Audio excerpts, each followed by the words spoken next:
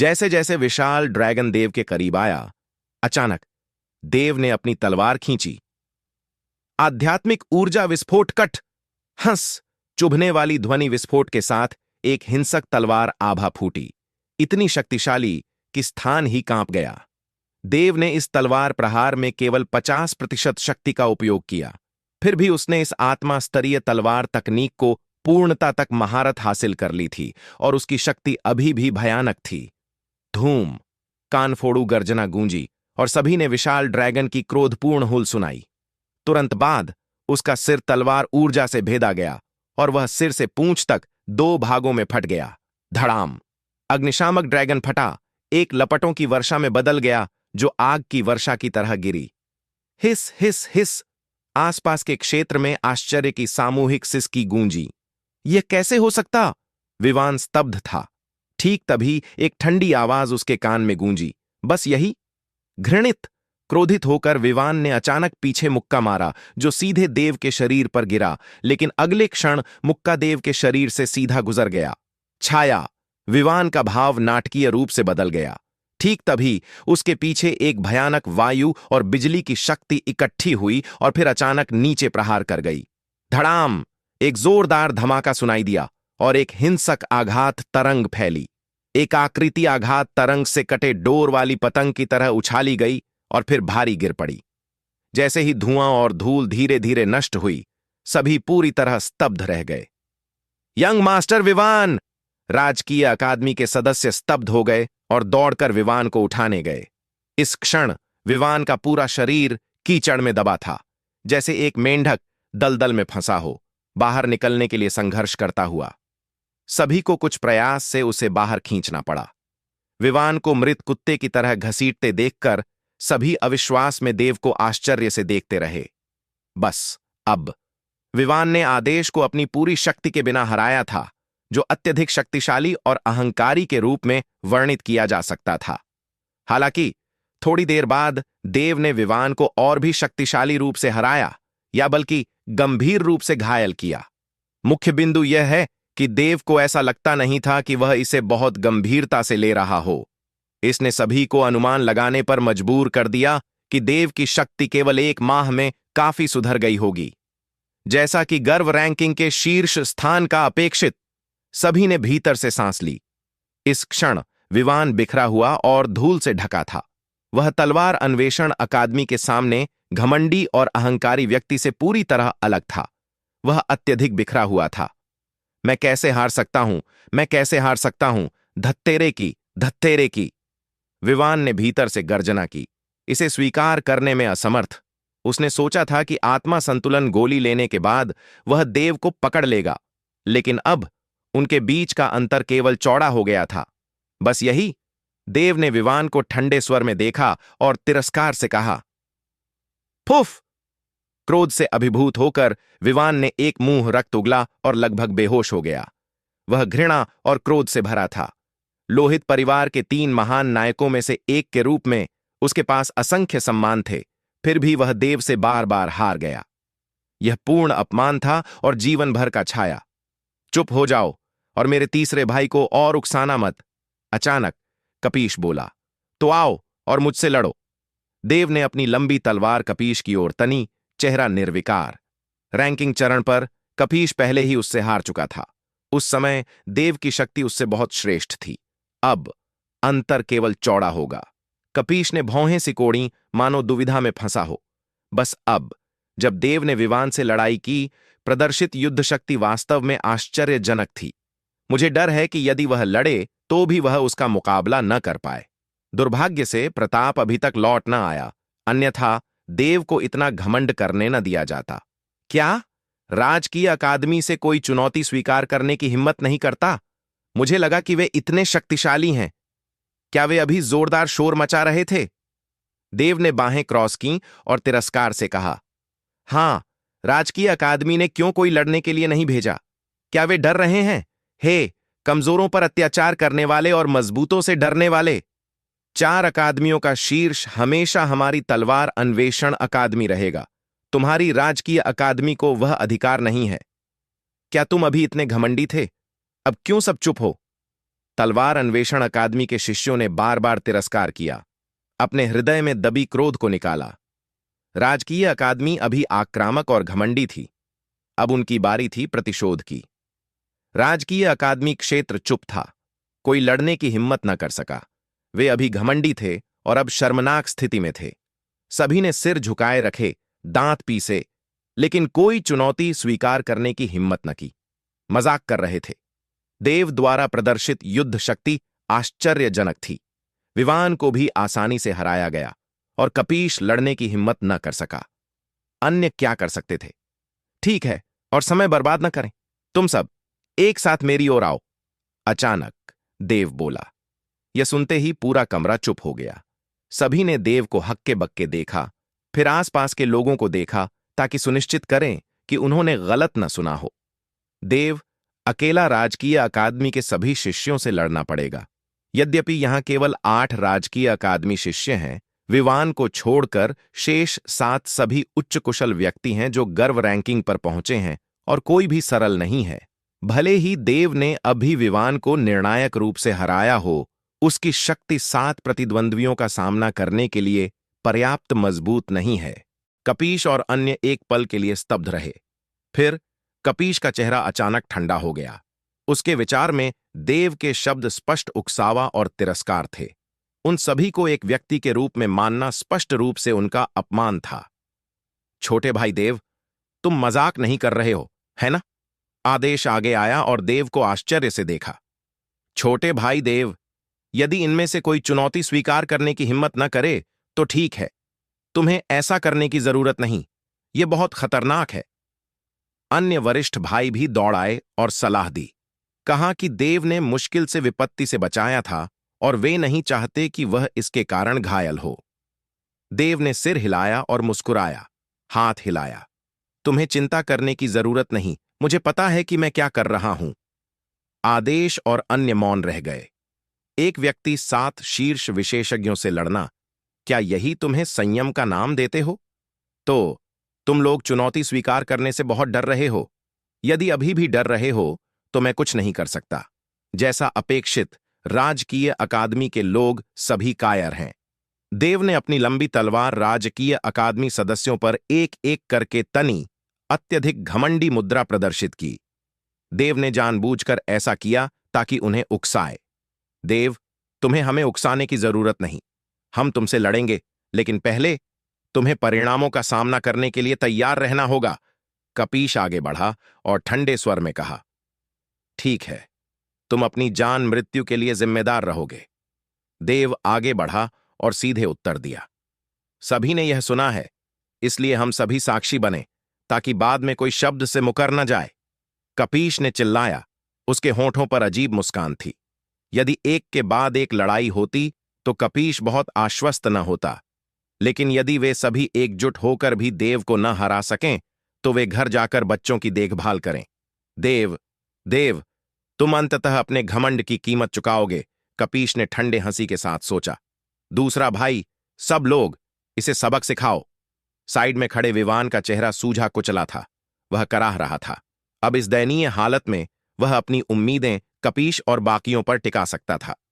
चिंता मत करो युवा मास्टर विवान, मैं इस लड़के को तुमसे 10 गुना ज्यादा पीट दूंगा। राजकीय अकादमी का एक युवक बोला। अगर लड़ना है तो लड़ लो। क्या तुम जानबूझकर समय बिता रहे हो, उम्मीद कर रहे हो कि तुम्हारे बड़ों की वापसी हो जाए ताकि तुम मेरी चुनौती से बचने का बहाना ढूंढ सको? देव ने शांत स्वर में कहा। ये शब्द तुरंत राजकीय अकादमी के छात्रों में हंगामा मचा दिए।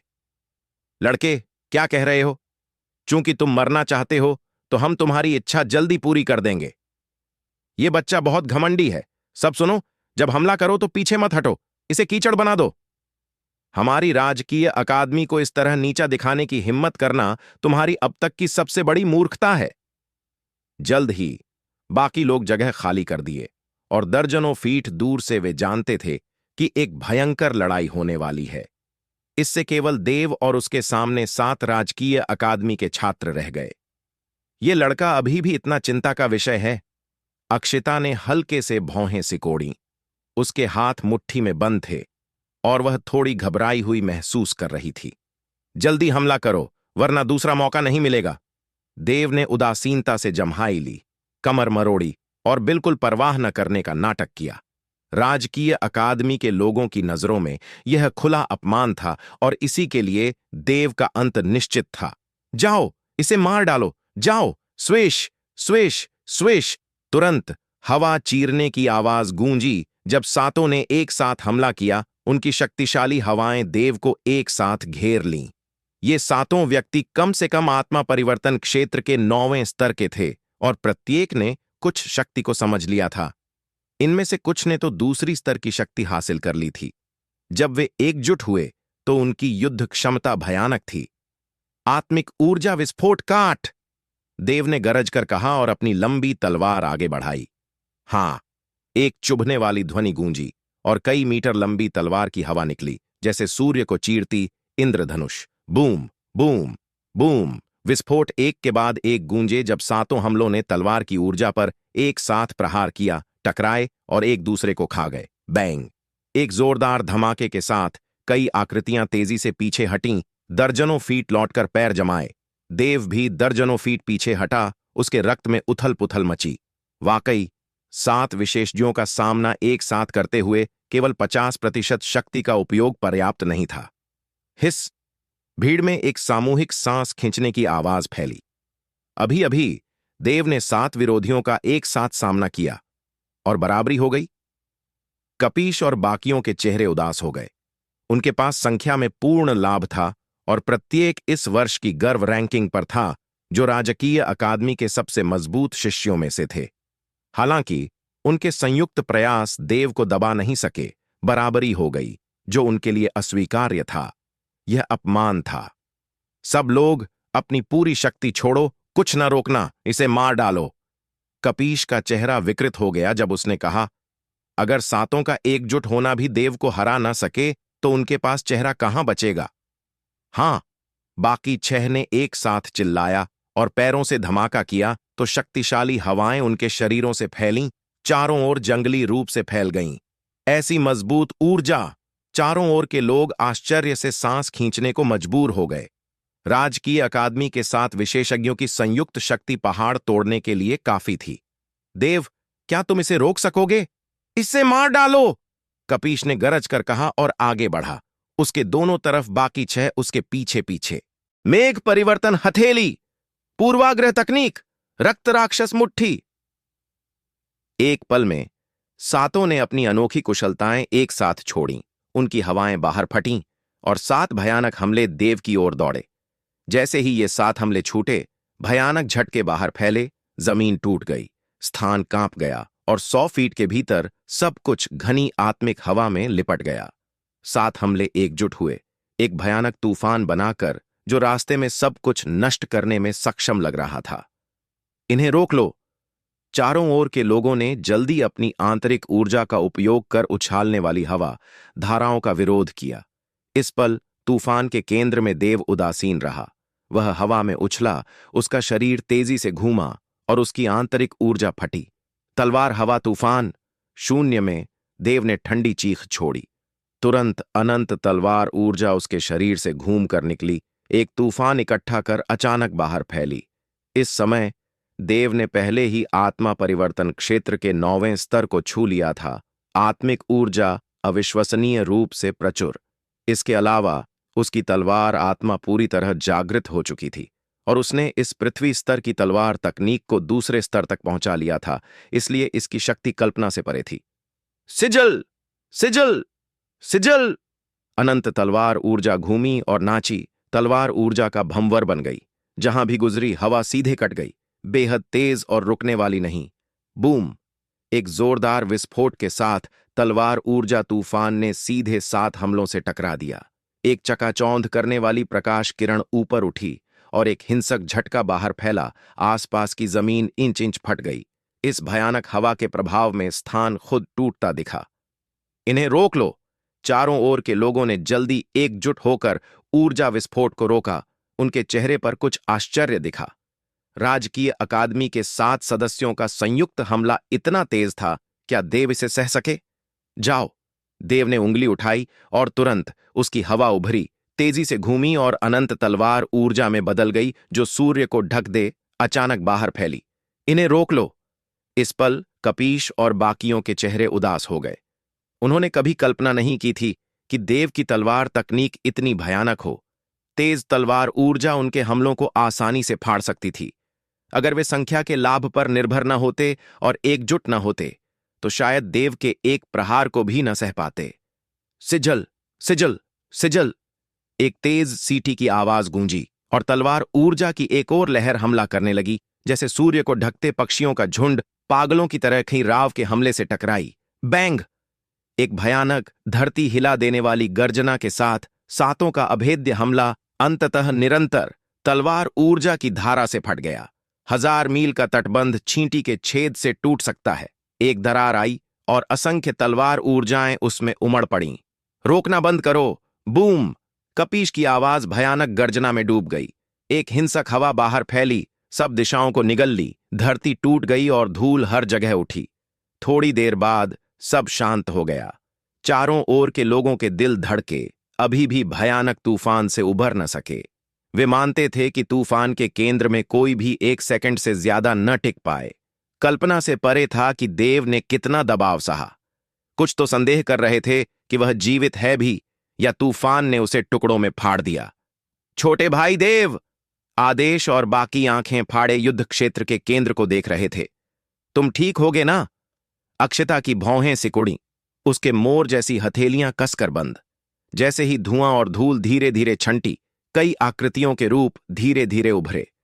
धूल के बीच कपीश और बाकी एक दूसरे का सहारा लेकर धुएं और धूल से बाहर निकले। प्रत्येक पर घने तलवार के निशान थे और खून से सने थे। काफी अस्त व्यस्त लग रहे थे।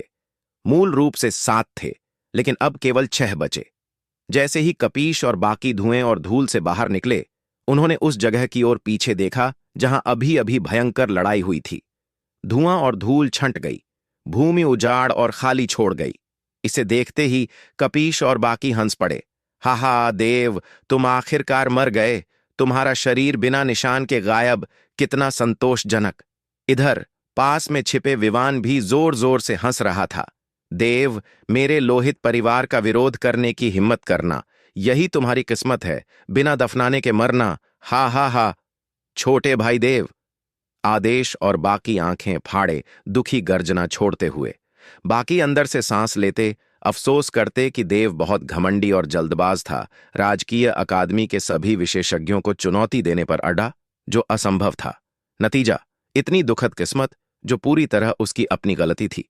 सफलता का रहस्य विनम्र रहना और धीरे धीरे बढ़ना है। देव, तुम आखिरकार मर गए। अच्छा हुआ। शानदार मौत। हा हा, कितना अच्छा लगा। विवान जोर से हंसा। उसकी हंसी दूर तक गूंजी, दूर से सुनाई दी। दिखा कि वह कितना खुश और उन्मादी था। कोई आश्चर्य नहीं, देव के हाथों बार बार हारने से देव उसका बुरा सपना बन गया था। अब सपना गया। वह स्वाभाविक रूप से आनंदित था। क्षमा करो, तुम ज्यादा सोच रहे हो। अचानक विवान के पास से एक शांत और उदासीन आवाज आई, जिससे हौज कांप गया और चेहरा पीला पड़ गया।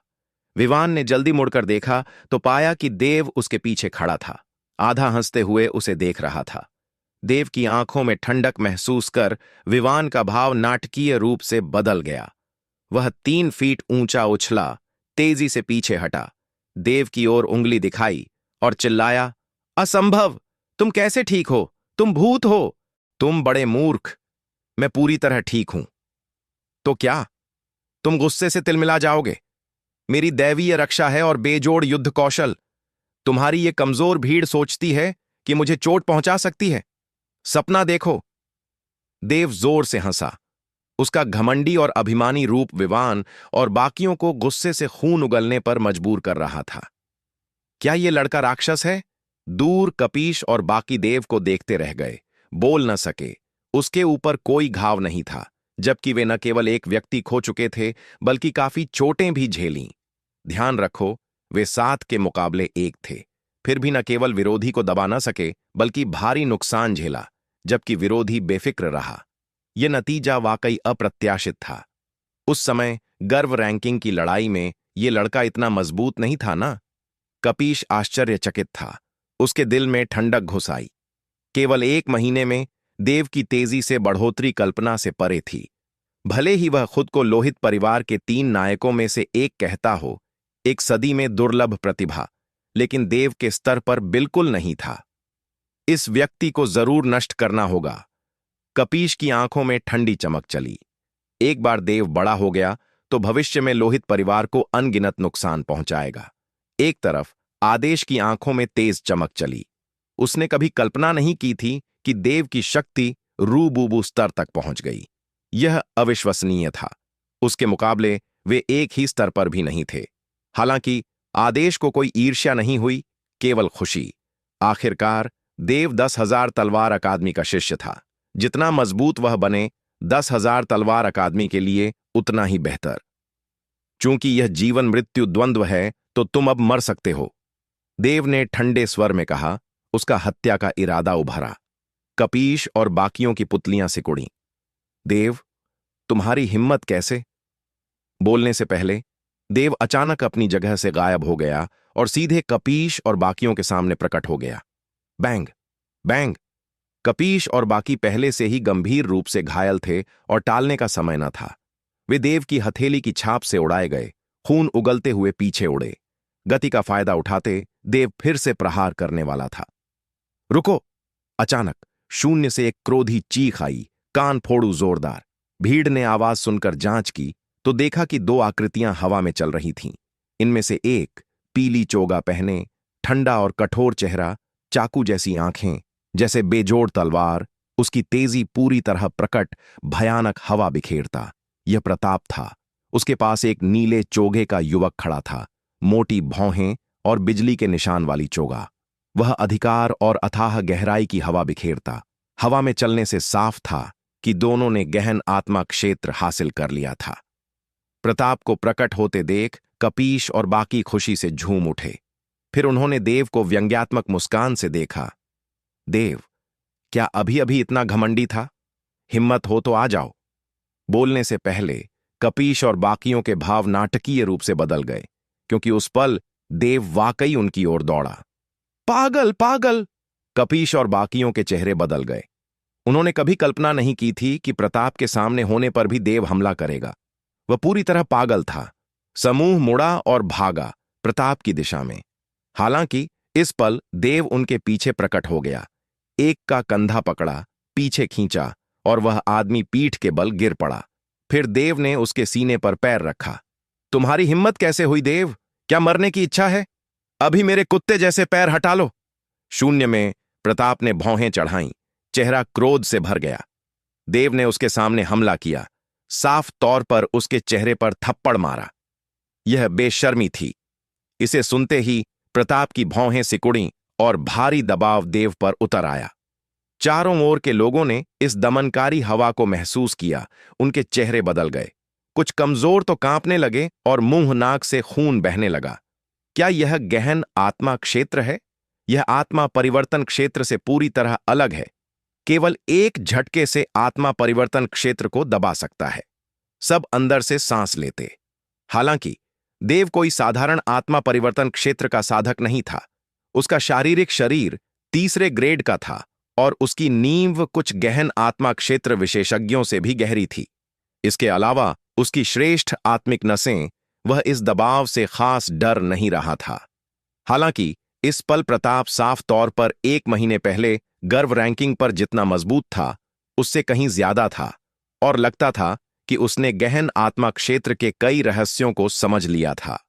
भले ही देव की शक्ति काफी बढ़ गई, लेकिन प्रताप का सामना करने में वह ज्यादा आश्वस्त नहीं था। इसके अलावा उसके पास का नीले चोगे का युवक उसे ज्यादा खतरनाक लग रहा था। बैंग! देव ने पैर पटका और जमीन वाला राजकीय अकादमी का युवक ऊपर उछला। फिर उसने युवक का गला पकड़ा और उसे अपने सामने रख लिया। प्रताप का भाव हल्का बदल गया और उसने जल्दी अपना दमनकारी हवा वापस लिया, क्रोध से कहते हुए, देव, मेरी राजकीय अकादमी के छात्रों को ढाल बनाना यही तुम्हारी क्षमता है। हिम्मत हो तो मुझसे लड़ो। हे, कुछ शर्म करो। देव ने ठंडे नजर से प्रताप को देखा। एक साधारण गहन आत्मा क्षेत्र साधक मुझसे, एक साधारण परिवर्तन आत्मा क्षेत्र साधक से चुनौती देता है। क्या लगता है कि यह गर्व करने वाली बात है? इसके अलावा इन लोगों से लड़ने से पहले मैंने सहमति दी थी कि मैं अपनी जीवन मृत्यु की जिम्मेदारी लूंगा। भले ही मैं इसे अभी मार दूं तो भी कोई समस्या नहीं। तुम्हारी हिम्मत! प्रताप क्रोधित हो गया और देव को घूरा। अगर वह विषाण के सहपाठियों से ताधालारियस के बाके पौन देखी।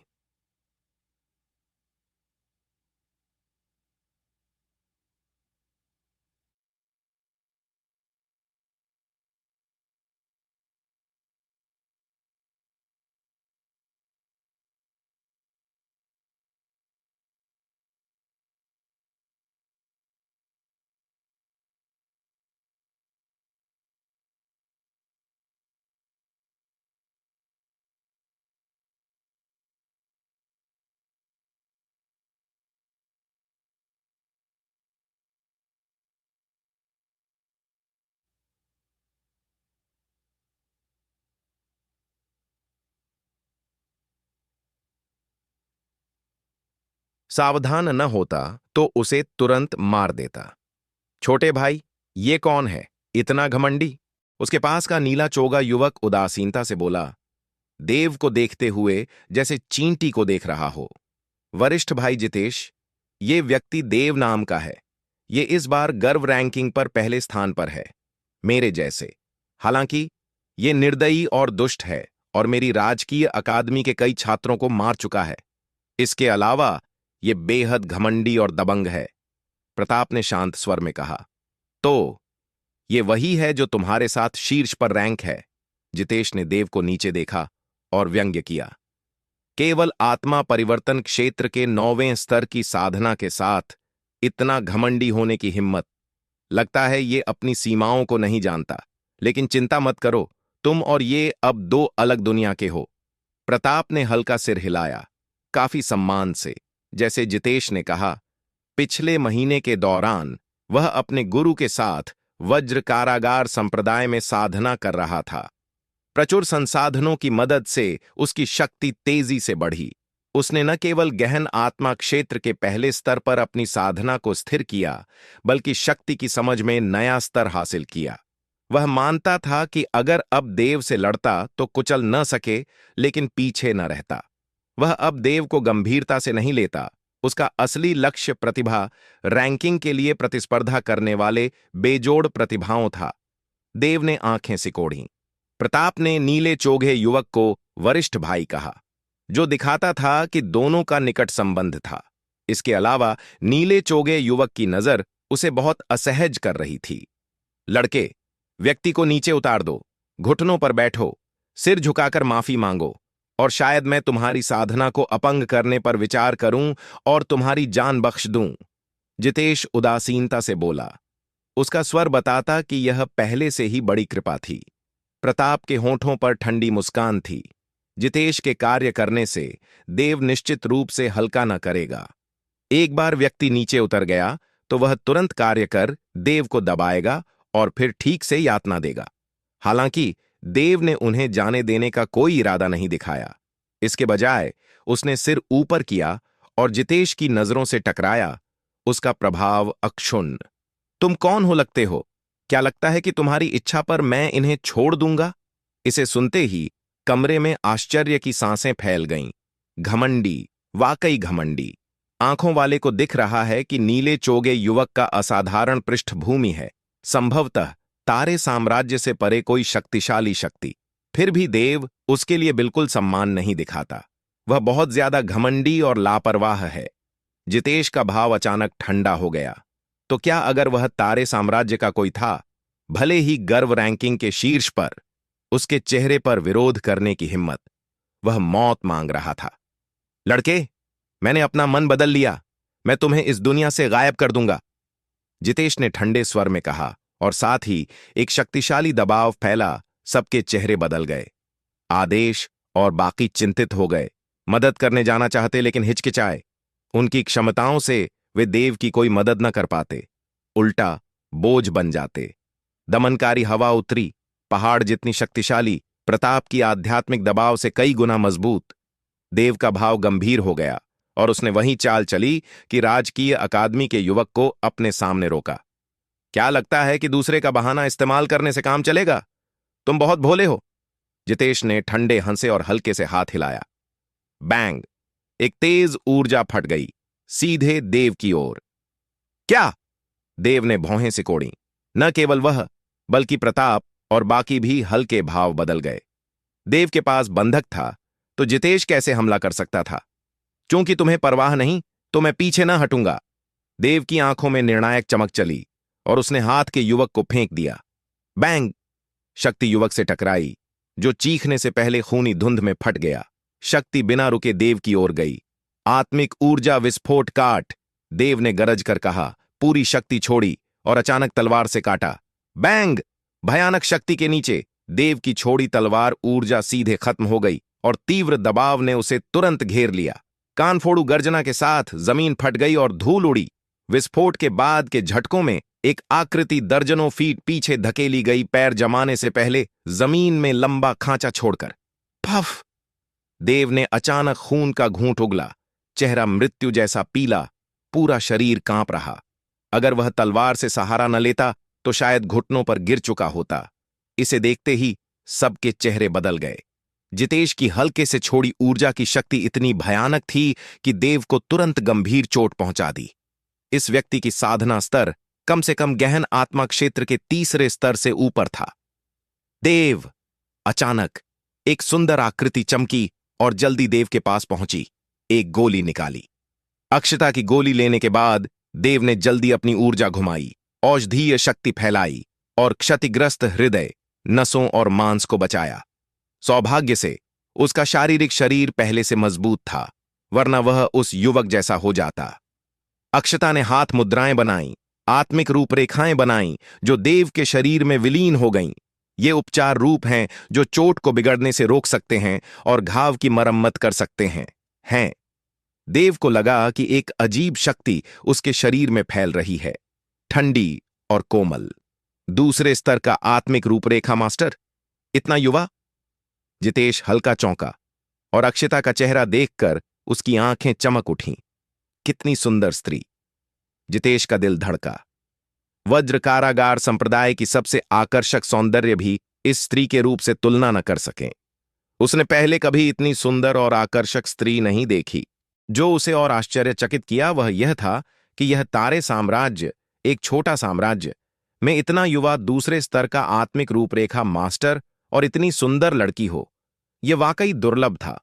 हालांकि इस पल अक्षता ने सिर घुमाया और जितेश को ठंडी नजर दी, आंखों में अनंत ठंडक। जितेश चौंका, लेकिन फिर महसूस किया कि यह स्त्री देव से निकट संबंध रखती है। वह ईर्ष्या महसूस करने को मजबूर हो गया और देव के प्रति उसका हत्या इरादा और तेज हो गया। बहन, कृपया हट जाओ। ये व्यक्ति घमंडी है और मरने लायक है। अगर तुम उसके अच्छे पक्ष पर न आई तो परेशानी में पड़ोगी। जितेश ने हल्की मुस्कान दी, अभी भी अक्षता पर अच्छा प्रभाव छोड़ना चाहता। अभी अगर राजकीय अकादमी इतनी आक्रामक न होती तो देव ऐसा न करता। वह केवल अपने सहपाठियों के लिए खड़ा हुआ था। उसने कुछ गलत नहीं किया और मैं भी पीछे न हटूंगी। अगर तुम देव को मारना चाहते हो तो पहले मुझे मारो। अक्षता ने जितेश को ठंडे नजर से देखा और देव के सामने खड़ी हो गई। शिशी, मेरी चिंता मत करो, रास्ते से हट जाओ। देव जल्दी खड़ा हुआ और अक्षता को पीछे छिपाया। अपने कारण उसे फंसाना न चाहता। हालांकि अक्षता ने जिद से उसका हाथ पकड़ा और उसके पास खड़ी रही, साफ इरादा दिखाते हुए कि स्थिति का एक साथ सामना करेगी।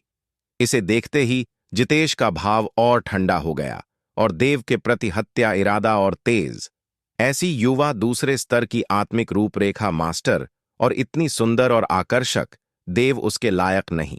केवल जितेश जैसी प्रतिभा ही उसके लिए सही जोड़ी है। देव, क्या तुम्हें शर्म नहीं आती कि स्त्री को ढाल बनाना? लगता है तुम बस स्त्री के पीछे छिपा कायर हो। प्रताप ने ठंडे स्वर में कहा। स्वाभाविक रूप से वह देख सकता था कि जितेश अक्षता को मारने का मन न बना पा रहा, इसलिए वह उकसावे से देव को अकेले लड़ने पर मजबूर करना चाहता। कोई बात नहीं, चूंकि ये इतना कायर है, मेरे पास इसे निपटाने के तरीके हैं। जितेश ने हल्के से हाथ हिलाया, चेहरे पर हत्या का संकेत, और अचानक हथेली झटकी। बैंग! बैंग! दो ऊर्जा धाराएं फटीं, एक तेज और घातक, दूसरी गहरी और कोमल। दो ऊर्जा धाराएं देव और अक्षिता की ओर गईं। हृदय! अक्षिता का भाव हल्का बदल गया और दोनों ने एक साथ हमला किया। बैंग! जोरदार धमाके के साथ देव उड़ाया गया, जबकि अक्षिता को दूसरी ऊर्जा ने पीछे धकेला, लेकिन चोट न पहुंचाई। जैसे ही दोनों अलग हुए, जितेश चमका और अचानक देव की ओर दौड़ा। गहन आत्मा क्षेत्र में हवा में उड़ना संभव है। जितेश ने शून्य में कदम रखा, बिजली जितनी तेज, और तुरंत देव के ऊपर पहुंचा, हथेली से नीचे पटका। मरो! जितेश ने इस हथेली में पूरी 20% शक्ति डाली। इसकी ताकत पहाड़ फाड़ने और नदियां काटने की। जैसे ही हथेली की छाप छूटी, भयानक आध्यात्मिक दबाव फैला। चारों ओर की जमीन धंस गई, धूल का बादल उठा। देव को भारी शक्ति दबाती महसूस हुई, उसे घुटन हुई। वह विरोध करना चाहता था, लेकिन सांस लेने की ऊर्जा भी न जुटा सका, जो बेहद निराशाजनक था। हथेली की छाप गिरने वाली थी, देव को मांस की पट्टी में कुचलने के लिए काफी। रुको! अचानक कई आकृतियां इस ओर चमकीं, और इनमें से एक तुरंत देव के पास पहुंचा और अचानक ऊपर धक्का दिया। बैंग! भयानक गर्जना के साथ जितेश की हथेली की छाप टूट गई और भयानक झटका चारों ओर फैला, उग्र हवा उड़ा दी। डीन! देव चीख न रोक सका। देव! जसवीर ने व्यक्ति का चेहरा साफ देखा तो एक पल के लिए स्तब्ध रहा, फिर चेहरा जंगली खुशी और उत्साह से भर गया। उसने व्यक्ति के कंधे पकड़े और चिल्लाया, हा हा, मुझे पता था तुम्हारा बेटा इतनी आसानी से न मरेगा। अच्छा है कि वो अभी भी यहां है, अच्छा है कि वो अभी भी यहां है। अभी अभी जसवीर और अन्य बुजुर्गों ने खंडहरों की जांच खत्म की। जब लौटे तो अचानक गहन आत्मा क्षेत्र विशेषज्ञ के दबाव को महसूस किया, इसलिए जल्दी लौटे। लौटते ही उन्होंने गहन आत्मा क्षेत्र विशेषज्ञ को देव से निपटते देखा। उस समय उन्हें पता न था कि यह देव है, लेकिन सहज रूप से मदद के लिए कदम बढ़ाया। अब सोचकर यह काफी करीबी था। अगर वह जल्दी न कार्य करता तो देव फिर मर जाता। इसे सोचकर जसवीर का चेहरा ठंडा हो गया और वह मुड़ा तथा शून्य में नीले चोगे आकृति को देखा।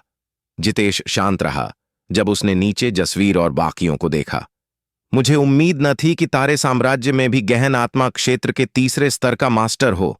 मैंने तुम्हें कम आंका। तुम कौन हो और 10,000 तलवार अकादमी के शिष्य पर हमला क्यों कर रहे हो? जसवीर का भाव कुछ असंतुष्ट था। अभी अभी देव को इस व्यक्ति ने लगभग मार डाला था। जितेश, वज्र कारागार संप्रदाय का बाहरी शिष्य, जितेश ने शांत स्वर में कहा।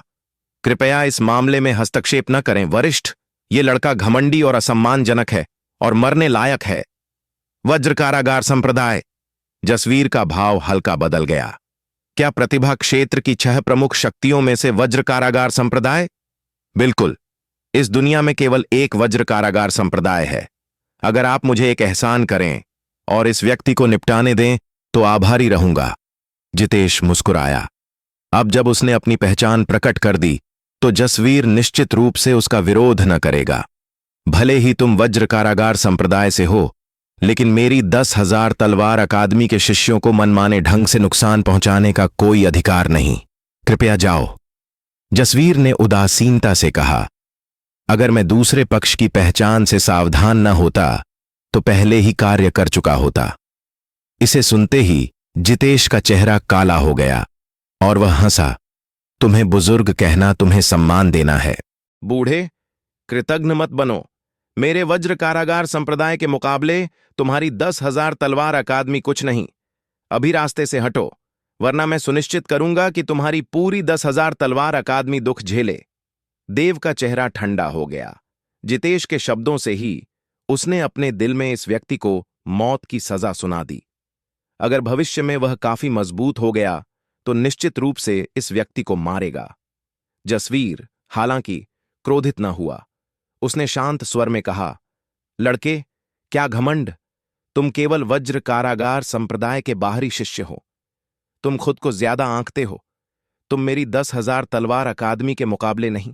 इसके अलावा मैं चेतावनी देता हूं, अगर तुम फिर 10,000 तलवार अकादमी से धमकी दो तो मैं तुम्हें कीमत चुकाने पर मजबूर करूंगा। कीमत चुकाना? हा, बूढ़े मूर्ख, मैं देखना चाहता हूं कि तुम क्या कर सकते हो। जितेश लगातार जसवीर को बूढ़ा कह रहा था, साफ तौर पर उसे गंभीरता से न लेता। देव क्रोधित हो गया, लेकिन वह जानता था कि वह अभी इस स्तर के विरोधी से लड़ने में सक्षम नहीं।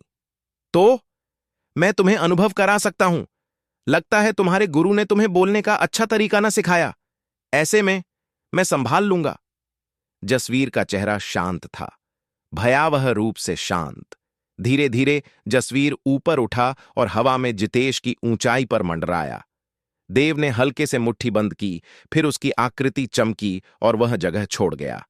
वह अभी गहन आत्मा क्षेत्र साधकों के द्वंद्व में भाग नहीं ले सकता था और यहां रहना केवल जसवीर के प्रदर्शन में बाधा डालेगा। साथ ही देव ने खुद से कहा कि उसे जल्द से जल्द अपनी साधना सुधारनी होगी और गहन आत्मा क्षेत्र में प्रवेश करना होगा। उसे यह असहायता की भावना नफरत थी। बूम! पीछे से हिंसक गर्जना आई और हवा कांपी। देव जानता था कि डीन जितेश से लड़ रहा है। धड़ धड़ धड़! तुरंत बाद कई और जोरदार धमाके गूंजे और भयानक झटका लुढ़का, तूफान जैसा। हालांकि शोर केवल कुछ पलों बाद शांत हो गया। देव आदेश और बाकियों के पास लौटा और आगे देखा तो जसवीर और बुजुर्ग इस ओर आ रहे थे। प्रताप का भाव बदल गया और वह जल्दी आगे दौड़ा। जल्द ही उसने आगे जमीन में गहरा गड्ढा देखा, जो दर्जनों फीट लंबा और चौड़ा था, एक विशाल कटोरा। जैसे ही पास पहुंचे, गड्ढे में एक आकृति लेटी दिखी। जितेश गड्ढे के तल पर लेटा था, उसका शरीर कई फीट गहरा ढंसा, जैसे आधा मरा ईल। उसका शरीर ऐंठा, चेहरा सूझा कुचला, होठों से सफेद झाग निकला, आवाज कांपती, जल्दी जल्दी मुझे बचाओ, झांग, वरिष्ठ भाई जितेश। प्रताप का भाव एक पल के लिए जम गया और वह जल्दी नीचे उतरा मदद के लिए। जितेश को बचाने के बाद प्रताप ने राहत की सांस ली। सौभाग्य से जितेश को कोई विशेष गंभीर चोट न थी। जसवीर ने उसके नाड़ी बिंदुओं को जबरन सील कर दिया था और क्रूरता से पीटा था। रिकवरी में कम से कम 10 महीने लगेंगे। जैसे ही जितेश ठीक हो, वही काफी था। प्रताप जानता था कि उसके वरिष्ठ भाई जितेश उसके गुरु के प्रिय शिष्य हैं। अगर कुछ होता तो उसके भविष्य पर असर पड़ता, जो भयानक होता। जल्द ही राजकीय अकादमी और अन्य शक्तियों के बुजुर्ग और डीन भी एक एक कर लौट आए। जब विद्याधर को पता चला कि देव जीवित है और अभी अभी 7 विरोधियों से लड़ा, कई छात्रों को गंभीर चोट पहुंचाई, जिसमें कपीश शामिल, तो उसका भाव अमूल्य था। भले ही वह क्रोधित था, लेकिन बाहर न निकाल सका। आखिरकार यह दोनों पक्षों की पूर्व सहमति वाली मैत्रीपूर्ण अभ्यास लड़ाई थी। उसे हार भी स्वीकार करनी पड़ती। सौभाग्य से कपीश और विवान, जो प्रमुख पदों के लिए तैयार किए जा रहे थे, निरीह थे। हालांकि वह बहुत हैरान था। उसकी हथेली का प्रहार देव पर सीधा पड़ा था, जो गहन आत्मा क्षेत्र साधक को भी तुरंत मार देता। तो फिर देव, जो केवल ह्वालिंग क्षेत्र में था, निरीह क्यों? न केवल विद्याधर बल्कि अन्य शक्तियों के उच्च अधिकारी भी देव के जीवित होने पर बहुत आश्चर्यचकित हुए। हालांकि पवित्र स्थल को खोलना अभी भी जरूरी था। हमें पवित्र भूमि खोलने का स्थान मिल गया है, कृपया हमें डारा चलें। विभिन्न गुटों के उच्च पदाधिकारी आगे बढ़े, जबकि देव और गर्व रैंकिंग पर अन्य पीछे। जल्द ही समूह एक जंगल में पहुंचा। क्षेत्र दर्जनों मील फैला, बेहद खुला, खरपतवारों से भरा, उजाड़ और किसी चेरी ब्लॉसम से रहित लगता। बुजुर्ग और डीन आगे बढ़े, सिर झुकाए और हाथ मुद्राएं बनाईं। बूम! तुरंत प्रकाश की किरणें निकलीं और मध्य हवा में एक ही स्थान पर एकत्र हुईं। अजीब रूप से इन प्रकाशों के एकत्र होने के बाद वे सब गायब हो गए, जैसे अदृश्य शक्ति ने निगल लिया। जल्द ही धरती अचानक जोर से कांपी, जैसे भूकंप होने वाला हो, जिससे सब चौंके। घबराओ मत, यह पवित्र द्वार खुलने का संकेत है, एक बुजुर्ग ने शांत स्वर में कहा। उसके हाथ अभी भी चल रहे। जल्द ही जमीन पर कंपन गायब हो गया और साथ ही शून्य में असंख्य घनी और जटिल प्रकाश रूपरेखाएं उभरीं, एक बेहद जटिल रूप बनाकर। चौथे स्तर की आत्मिक रूपरेखा। प्रकाश रूपरेखा देखते ही अक्षता आश्चर्य से भरी नजर न रोक सकी। चौथे स्तर की आत्मिक रूपरेखाएं? देव ने उसके पास अक्षता को देखा। यह आत्मिक रूपरेखा कम से कम 10,000 लाइनों से बनी है और इसकी संरचना बेहद जटिल है। इसमें पृथ्वी शक्ति का एक निशान भी है। मेरे वर्तमान स्तर से मैं केवल मुश्किल से इसका स्तर बता सकती हूं। बाकी कुछ समझ नहीं आता। अक्षिता ने हल्के से सिर हिलाया। देव ने अंदर सांस ली। मुझे कभी उम्मीद न थी कि यह चौथे स्तर की आत्मिक रूपरेखा हो। तारे साम्राज्य का सबसे ऊंचा स्तर का आत्मिक रूपरेखा मास्टर शायद केवल दूसरे स्तर के शीर्ष पर हो। चौथे स्तर की आत्मिक रूपरेखा तो दूर, तीसरे स्तर की भी कोई उकेर नहीं सकता। यह दिखाता है कि इन आत्मिक रूपरेखाओं को स्थापित करने वाला व्यक्ति निश्चित रूप से मास्टर था, और चौथे स्तर की आत्मिक रूपरेखाओं से सील पवित्र द्वार असाधारण होना चाहिए। इसे सोचकर देव को पवित्र द्वार के अंदर की स्थिति के बारे में थोड़ा उत्साह हुआ। जैसे ही आत्मिक रूपरेखाएं उभरीं, वे अंततः एक विशाल द्वार का रूप बना लिया, दर्जनों मीटर लंबा और चौड़ा। विशाल द्वार के ऊपर प्रकाश रूपरेखाएं तैर रही थीं और चमक रही थीं। प्रकाश द्वार को देखते ही विद्याधर और बाकी भी आंखें चमकाने और श्रद्धा के भाव दिखाने को मजबूर हो गए। सज्जनों, शुरू करें, विद्याधर ने शांत स्वर में कहा। और फिर 4 अकादमियों के 4 डीनों के हाथों में विशेष आत्मिक रूपरेखाओं से ढकी कुंजी हल्के कांपी। तुरंत चारों ने हथेली से धकेला और 4 आत्मिक रूपरेखा कुंजियां प्रकाश द्वार पर 4 अलग स्थानों में डाली गईं। क्लिक जैसे गियर घूमने की आवाज सुनाई दी। प्रकाश द्वार पर रूपरेखाएं तेजी से तैरने लगीं और प्रकाश तेज हो गया, आंखें चकाचौंध करने वाला। अंततः हल्के कंपन के साथ द्वार से 3 प्रकाश किरणें निकलीं। तुरंत 3 प्रकाश किरणें 3 भंवरों में बदल गईं, स्थानिक भंवर, प्रत्येक अलग रंग का। ये 3 स्थानिक भंवर अलग अलग पवित्र स्थलों की ओर ले जाते हैं। बाएं छोर का लाल भंवर क्रिम्सन क्लाउड घाटी की ओर, बीच का बैंगनी भंवर मायरयार्ड मैनिफेस्टेशंस हॉल की ओर और दाएं सफेद भंवर स्टेयरवे की ओर। तुम्हें आने पर इन 3 पवित्र भूमियों के अंतर के बारे में पहले ही पता चल गया होगा। अगला, तुम गर्व रैंकिंग के क्रम में पवित्र भूमियों में प्रवेश करोगे। प्रत्येक के पास एक गर्व टोकन होगा, जो प्रवेश के समय इस्तेमाल की गई जेड टैबलेट है। जेड टैबलेट में विशेष आत्मिक रूपरेखाएं हैं, जो पवित्र भूमि में साधना का समय पूरा होने पर स्वतः तुम्हें बाहर टेलीपोर्ट कर देंगी। पवित्र भूमि में आत्मिक ऊर्जा प्रचुर है, साधना दोगुनी प्रभावी, आधी मेहनत वाली। अगर भाग्यशाली हुए तो कुछ असाधारण मुलाकातें हो सकती हैं। संक्षेप में, यह तुम्हारे लिए बहुत मूल्यवान अवसर है। अगर अच्छे से उपयोग किया तो 1 वर्ष बाद प्रतिभा रैंकिंग में भाग लेने में बड़ा लाभ होगा। बोलने के बाद जसवीर ने शांत स्वर में कहा, अब तुम अंदर जा सकते हो। गर्व सूची का शीर्ष 2 आकृतियां एक साथ आगे बढ़ीं। यह देव और प्रताप थे। दोनों ने आगे देखा और शांत कदम उठाए। देव क्रिम्सन क्लाउड घाटी पर पहुंचा, जबकि प्रताप मायरयार्ड मैनिफेस्टेशंस हॉल पर। अंदर जाने से पहले दोनों ने नजरें बदलीं।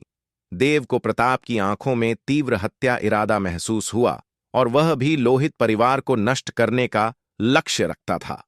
बस इंतजार करो देव, तुम और मैं अब एक ही स्तर पर नहीं। पवित्र भूमि से निकलने के बाद हमारा अंतर और बढ़ेगा। 1 वर्ष बाद मैं, प्रताप, निश्चित रूप से प्रतिभा रैंकिंग पर नाम कमाऊंगा, जबकि तुम मेरा सीढ़ी का पत्थर बनोगे, हमेशा मेरे पैरों तले कुचला। प्रताप की आंखों में ठंडी चमक चली और वह तुरंत भंवर में कदम रखा। अगले पल देव भी भंवर में कदम रखा। फिर अक्षिता भी आगे बढ़ी। स्थानिक भंवर में कदम रखते ही देव को घूमने का एहसास हुआ। अगले पल जब उसने आंखें खोलीं तो पाया कि वह किसी और जगह पर है। जितना आंखें देख सकें, ऊंचे पहाड़, बहती नदियां, प्राचीन वृक्ष, हरीतिमा और घूमती सफेद धुंध, धुंधले स्वर्ग जैसी ऐसी समृद्ध आत्मिक ऊर्जा। देव 2 गहरी सांसें न रोक सका। ताजगी और स्फूर्ति महसूस कर उसके शरीर में आत्मा निगल तकनीक अनैच्छिक रूप से चलने लगी। चारों ओर की आत्मिक ऊर्जा को पागलों की तरह सोखने लगी। यहां की आत्मिक ऊर्जा बाहर से कम 10 गुना घनी है। देव ने अंदर सोचा, महसूस करते हुए कि यहां 1 महीने की साधना बाहर के 1 वर्ष से बराबर है। वह है। अचानक देव ने ऊपर देखा और धुंधली सफेद धुंध में आगे एक घाटी देखी। देव की हैरानी को घाटी में एक अजीब शक्ति लग रही थी, जो क्षेत्र की सारी आत्मिक ऊर्जा को उस दिशा की ओर बहा रही थी। Red cloud valley! देव की आंखें चमक उठीं और वह जल्दी वहां चला। जल्द ही देव घाटी में खड़ा था। यहां की आत्मिक ऊर्जा घाटी के बाहर से कई गुना अधिक सघन है। देव आश्चर्यचकित था। उसने यह भी पाया कि जितना ऊपर चढ़ता, घाटी में आत्मिक ऊर्जा की सघनता उतनी ही बढ़ती। अंततः वह घाटी के उस स्थान पर पहुंचा जहां आत्मिक ऊर्जा सबसे अधिक सघन थी। आगे बढ़ने पर सघनता घटने लगी। लगता था कि यह घाटी का वह स्थान था जहां आत्मिक ऊर्जा इकट्ठा होती। ऐसी प्रचुर आत्मिक ऊर्जा के साथ, आत्मा निगल तकनीक के साथ, मेरी साधना स्तर निश्चित रूप से आसमान छू लेगी। देव आनंदित हो गया। अभी उसे सबसे ज्यादा साधना स्तर सुधारने की जरूरत थी। सच्चे गहन आत्मा क्षेत्र विशेषज्ञ का सामना करते हुए उसके पास खुद की रक्षा की शक्ति भी न थी। इसलिए उसे साधना स्तर सुधारने की तत्काल जरूरत थी। यह क्रिम्सन क्लाउड घाटी उसके लिए बनी लग रही थी और इसका पहला चयन प्रवेश करना वाकई सही था। बिना ज्यादा सोचे देव ने क्रॉस लेग बैठकर शरीर में आत्मा निगल तकनीक तेजी से घुमाई। चारों ओर की आत्मिक ऊर्जा को पागलों की तरह सोखी। अब देव की आत्मा निगल तकनीक चौथे स्तर पर पहुंच चुकी थी और आत्मिक ऊर्जा निगलने की गति पहले से कई गुना बढ़ गई। चारों ओर की आत्मिक ऊर्जा देव के शरीर में ज्वार की तरह उमड़ पड़ी। Whoosh whoosh. क्योंकि आत्मा निगल तकनीक का प्रभाव बहुत मजबूत था, चारों ओर की आत्मिक ऊर्जा देव के शरीर में केंद्रीकृत रूप से घुस रही थी, यहां तक कि एक घूंघट बना रही। जब देव आत्मिक ऊर्जा सोख रहा था तो कई अन्य आकृतियां क्रिम्सन क्लाउड घाटी में प्रवेश कर गईं। जल्द ही उन्होंने घाटी में एक शक्तिशाली और दबंग आकर्षण शक्ति महसूस की जो आत्मिक ऊर्जा निगल रही थी। करीब से देखा तो देव की आकृति दिखी। इस लड़के की आत्मिक ऊर्जा सोखने की गति पागलपन वाली है। रिवर अकादमी का एक युवक आश्चर्य से जीभ चाट न सका। यह आत्मिक ऊर्जा सोखना नहीं था, यह खुले तौर पर लूटना था, बिना किसी कारण के लूट। जैसा अपेक्षित था, गर्व रैंकिंग के शीर्ष का, तारे साम्राज्य की सदी में एक प्रतिभा, एक सुंदर स्त्री आश्चर्य से चिल्लाई। तुरंत समूह ने नजरें बदलीं, असहायता का संकेत दिखाते। देव का स्थान सबसे प्रचुर आत्मिक ऊर्जा वाला था, लेकिन देव की सोखने की गति भयानक थी। अगर वे वहां जाते तो शायद एक घूंट भी न मिलता। इसलिए समूह ने अंततः क्रिम्सन क्लाउड घाटी के बाहरी किनारे पर साधना करने का फैसला किया। भले ही ऐसा, यहां की आत्मिक ऊर्जा सघनता बाहर से कहीं ज्यादा थी। जल्द ही समूह ध्यान अवस्था में प्रवेश कर गया। साधना में डूबा। पता न चला 3 घंटे बीत गए। देव ने अचानक आंखें खोलीं, होंठ चाटे जैसे याद ससेवर कर रहा हो, और चारों ओर देखा। मुझे उम्मीद न थी कि यहां की आत्मिक ऊर्जा केवल 3 घंटों में पूरी तरह सोख ली जाए। इसे फिर भरने में शायद 3 घंटे और लगेंगे। सौभाग्य से मेरी साधना आत्मा परिवर्तन क्षेत्र के 9वें स्तर के प्रारंभिक चरण के शिखर पर पहुंच गई।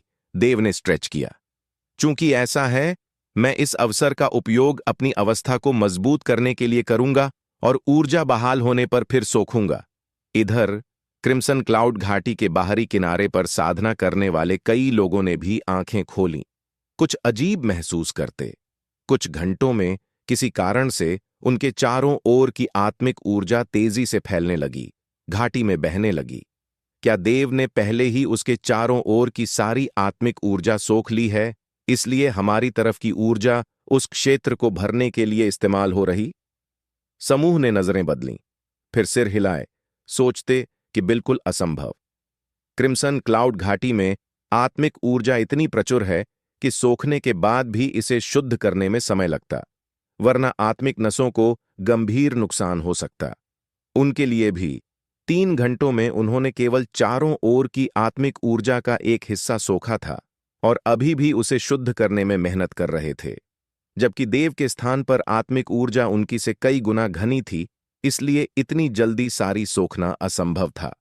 अगर वह सारी सोख लेता तो शायद फटकर मर जाता। हालांकि उन्हें पता न था कि देव के शरीर में शीर्ष स्तर की आत्मिक नस है, जो सामान्य लोगों से कहीं ज्यादा आत्मिक ऊर्जा की मांग करती।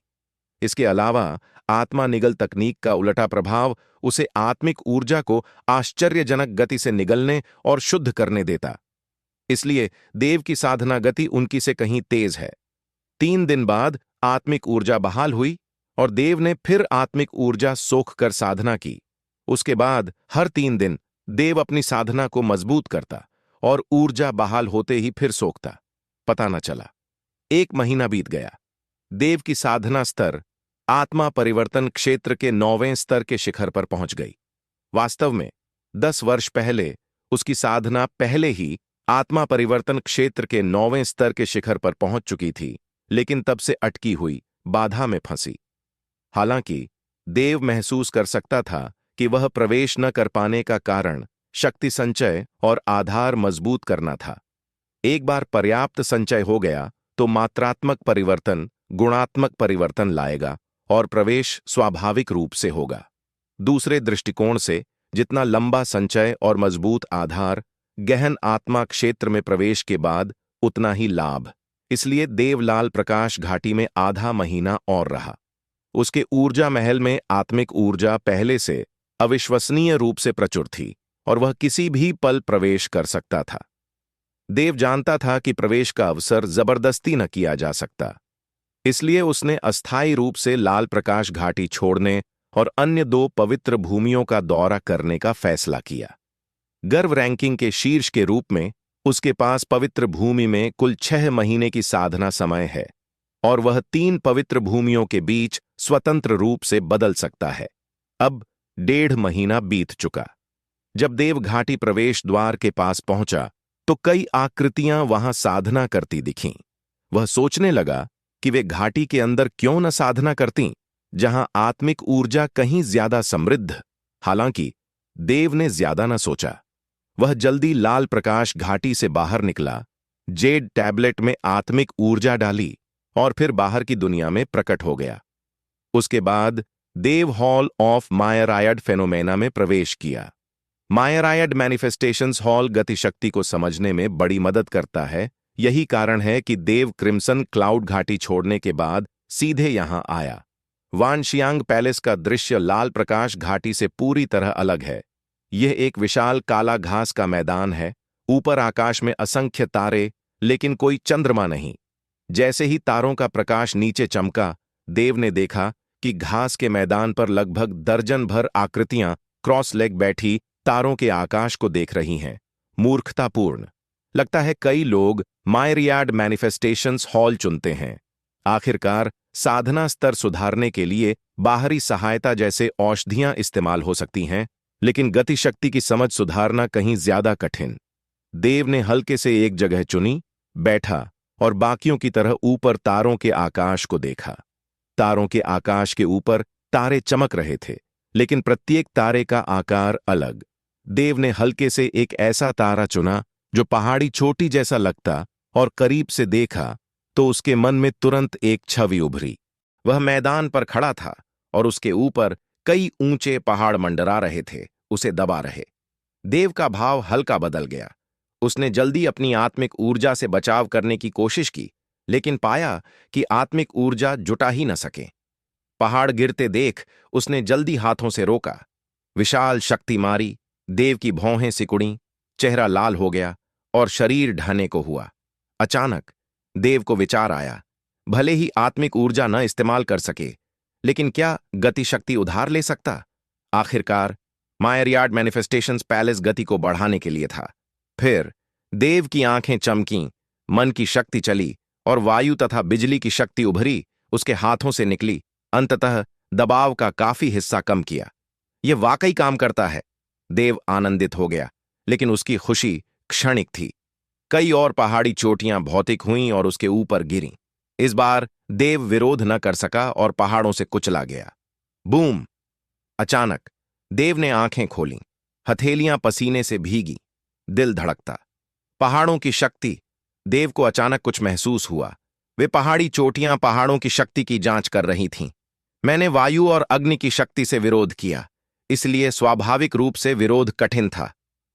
समझ गया। देव की आंखें चमक उठीं जब उसने पहाड़ी आकार वाले तारे को देखा। तारे का आकार उसमें निहित शक्ति के प्रकार का प्रतिनिधित्व करता है। मैंने वायु और बिजली की शक्ति समझ ली है, इसलिए मुझे संबंधित तारा ढूंढना चाहिए। मूल बातें समझते ही देव की इंद्रियां फैलीं और बिजली की शक्ति की समझ से वह जल्दी एक तारे से प्रतिध्वनित हुआ। देव ने करीब देखा और पाया कि यह वाकई बिजली तारा था। इसमें डूबते ही देव को लगा जैसे वह बिजली के विशाल सागर में घिरा हो। बिजली और बिजली भूमि पर क्रॉस कर रही। वह केवल बिजली की शक्ति से विरोध कर सकता। हर अब तब बिजली की चाबुक उसे मारती, देव को कांपाती और असहनीय दर्द महसूस कराती। हालांकि वह दांत पीस कर सहा। अंततः आधा घंटा बाद देव सह न सका और बिजली से मारा गया। फिर जागा। बाहर देव पसीने से तर था और भारी सांस ले रहा। आत्मिक ऊर्जा न इस्तेमाल कर केवल बिजली शक्ति का उपयोग करने से उसकी ऊर्जा बहुत खर्च हुई। हालांकि उसकी थकी आंखों में अभी भी तेज चमक थी, क्योंकि इस पल उसे लगा कि उसके चेतना सागर में बिजली जैसी प्रकाश रेखा की लंबाई हल्की बढ़ गई। इस छोटे कदम को कम न आंकना। कई लोगों के लिए गति समझ में प्रगति करने में वर्ष या दशक लग सकते। ये पहले से काफी उल्लेखनीय है। घास के मैदान पर आराम करते देव को विचार आया, अगर मैं ज्ञान शाखा का उपयोग करूं और तारों के वातावरण की मदद से मेरी बिजली शक्ति की समझ निश्चित रूप से तेज होगी। विचार करते ही देव ने थोड़ा आराम किया, फिर ज्ञान शाखा निकाली और पास रखी। साथ ही उसका मन फिर बिजली और तारों के आकाश में डूब गया। जल्द ही देव फिर बिजली के विशाल सागर से घिर गया। अनंत बिजली उसे मार रही। देव ने बिजली शक्ति से विरोध किया। बिजली शक्ति चलाते देव की महारत और समझ लगातार गहरी हुई। इसके अलावा ज्ञान शाखा की मदद से उसकी समझ गति और तेज हो गई। पता न चला 1.5 महीना और बीत गया। देव की बिजली शक्ति गति में तीसरे स्तर पर पहुंच गई। चेतना सागर में बैंगनी प्रकाश रेखा 5 इंच लंबी हो गई। हल्के से हाथ हिलाने पर देव ने उंगलियों पर बिजली का एक धागा पैदा किया। अब वह बिजली शक्ति का उपयोग और कुशलता से करता, आसानी से संभालता। गर्व रैंकिंग पर बिजली शक्ति के दूसरे स्तर पर पहुंचने के केवल लगभग 3 महीने हुए और अब फिर प्रवेश। अगर यह बाहर आया तो दुनिया को झकझोर देगा। ध्यान रखना चाहिए कि कुछ गहन आत्मा क्षेत्र विशेषज्ञों के लिए भी शक्ति को अगले स्तर पर ले जाने में कम से कम 1.5 वर्ष या कई वर्ष लगते। अब बिजली शक्ति तीसरे स्तर पर देव की आत्मा परिवर्तन क्षेत्र के 9वें स्तर के शिखर साधना के साथ वह पूरी तरह गहन आत्मा क्षेत्र के पहले स्तर के विशेषज्ञ से टकरा सकता। अगर उसकी शारीरिक शक्ति और हत्या तलवार आत्मा जोड़ी जाए तो गहन आत्मा क्षेत्र के पहले स्तर को गंभीर चोट या हरा सकता। दूसरे स्तर के गहन आत्मा क्षेत्र के लिए लड़ सकते हैं और कम से कम जीवित रह सकते हैं। आंख मिचकते 3 महीने बीत गए। देव ने चारों ओर देखा और पाया कि पूरे घास के मैदान पर केवल कुछ लोग बचे, केवल 2-3 आकृतियां। स्पष्ट रूप से अधिकांश को समय पूरा होने पर टेलीपोर्ट कर दिया गया। अभी 3 महीने बाकी। देव ने खुद से बुदबुदाया, फिर खड़ा हुआ, जाने का इरादा। तभी एक आकृति उसके पास आई, लोहित तलवार। देखते ही देव की आंखें सिकुड़ी, आंखों में ठंडी चमक। देव, 2 महीने और मेरी बिजली शक्ति तीसरे स्तर पर पहुंच जाएगी। प्रतिभा रैंकिंग पर मैं तुम्हें हमारी शक्ति के अंतर का एहसास दिलाऊंगा और तुम्हें पैरों तले कुचलूंगा। प्रताप ने ठंडे स्वर में कहा, स्वर बहुत आश्वस्त, लेकिन क्रोध का संकेत। स्पष्ट रूप से वह गर्व रैंकिंग पर देव से हारने का अभी भी रोष रखता। भले ही वह और देव दोनों गर्व रैंकिंग के शीर्ष पर थे, वह जानता था कि वह वास्तव में देव से हार गया था और बाहर की दुनिया का भी यही मत था। इसलिए गर्व रैंकिंग की लड़ाई के बाद वह अपने गुरु के साथ वज्र कारागार संप्रदाय गया, कड़ी साधना की और गहन आत्मा क्षेत्र साधना को मजबूत किया। अब वह इस पवित्र भूमि का उपयोग अपनी शक्ति सुधारने के लिए करना चाहता, ताकि आधे वर्ष बाद प्रतिभा रैंकिंग के लिए तैयार हो। उसके विचार में देव अब उसके स्तर पर नहीं, गहन आत्मा क्षेत्र साधक के रूप में वह तारे साम्राज्य के युवा पीढ़ी का नंबर 1 था। वह गर्व रैंकिंग की हार का बदला लेगा और प्रतिभा रैंकिंग पर। हां, देव ने हल्की मुस्कान दी और बिना पीछे देखे चला गया। देव का शांत और संयमित रूप प्रताप को खुला अपमान लगा, जो उसके क्रोध को भड़काने वाला था। बस इंतजार करो, प्रताप ने ठंडे हंसे, फिर शक्ति समझने लगा। मायरयार्ड फेनोमेना हॉल छोड़ने के बाद देव स्टेयरवे में प्रवेश किया। स्टेयरवे विशेष रूप से शारीरिक शरीर को कड़ा करने के लिए है। भले ही देव का शारीरिक शरीर पहले से बहुत मजबूत है, गहन आत्मा क्षेत्र के तीसरे स्तर के विशेषज्ञ के बराबर, वह फिर भी यहां आया। स्थानिक भंवर में कदम रखते दृष्टि में कुछ विशेष न था, केवल शून्य की ओर जाती सीढ़ी। क्या यह कनेक्टिंग स्टेयरवे है? क्या यह बहुत सादा नहीं? देव ने भौहें चढ़ाईं, चारों ओर देखा और आश्चर्य, वहां एक भी व्यक्ति न था। लेकिन सोचकर समझ आया। 3 महीने बीत चुके और लाइसी गर्व रैंकिंग के 36 लोगों में अधिकांश ने 3 महीने से कम साधना की और टेलीपोर्ट हो चुके। इसके अलावा अधिकांश मायरायड मैनिफेस्टेशंस हॉल में जाते हैं और शारीरिक शरीर कड़ा करने पर कम ध्यान देते, इसलिए स्वाभाविक रूप से इस स्टेयरवे पर कम आते। हालांकि देव शारीरिक शरीर के महत्व को अच्छी तरह जानता। काले चोगे वाले व्यक्ति के हमले से बचने का कारण न केवल रक्त रेखा की शक्ति था, बल्कि मुख्य रूप से उसका शक्तिशाली शारीरिक शरीर। इसके अलावा मजबूत शारीरिक शरीर चोटों से तेज रिकवरी देता और युद्ध में लाभ, असंख्य फायदे। इसलिए देव ने कभी शारीरिक प्रशिक्षण की उपेक्षा न की। बिना ज्यादा सोचे देव जानता था कि पवित्र भूमि में समय बेहद कीमती है, इसलिए सीधे स्टेयरवे की ओर गया और उस पर कदम रखा। वाह, इतना भारी! देव की भौहें हल्के से कुड़ीं। सीढ़ी पर कदम रखते ही उसे भारी भार महसूस हुआ, जैसे पहाड़ दबा रहा उसे जमने पर मजबूर। अगर साधारण व्यक्ति होता तो शायद घुटनों पर गिर जाता या चेहरा नीचे। सौभाग्य से देव का शारीरिक आधार मजबूत था और जल्दी गुरुत्वाकर्षण से परिचित हो गया। उसने कंधे हिलाए और फिर दूसरे स्तर पर कदम रखा। सीढ़ी चढ़ने पर गुरुत्वाकर्षण की शक्ति बढ़ती। देव का शरीर और ज्यादा जोर से कांपा और आधा घंटा बाद वह छठे स्तर पर पहुंच गया। छठा स्तर एक बाधा लग रहा। देव का तीसरा ग्रेड शारीरिक शरीर गुरुत्वाकर्षण में अपनी सीमा पर लग रहा। आगे बढ़ना कठिन लगता है, यहां थोड़ा और रुकना पड़ेगा। देव हल्का कांपा, पूरा शरीर पसीने से तर। उसने धीरे मुट्ठियां बंद कीं, पीठ सीधी की, आंखें बंद कीं और गुरुत्वाकर्षण का विरोध किया। शरीर से क्रैकिंग आवाज आ रही। 2 के बाद देव अंततः छठे स्तर के गुरुत्वाकर्षण के आदी हो गया और उसका शारीरिक शरीर पहले से ज्यादा मजबूत हो गया, जैसे कसकर निचोड़ा हो। देव को लगा कि उसका शारीरिक शरीर धीरे धीरे तीसरे रैंक की महारत की ओर बढ़ रहा।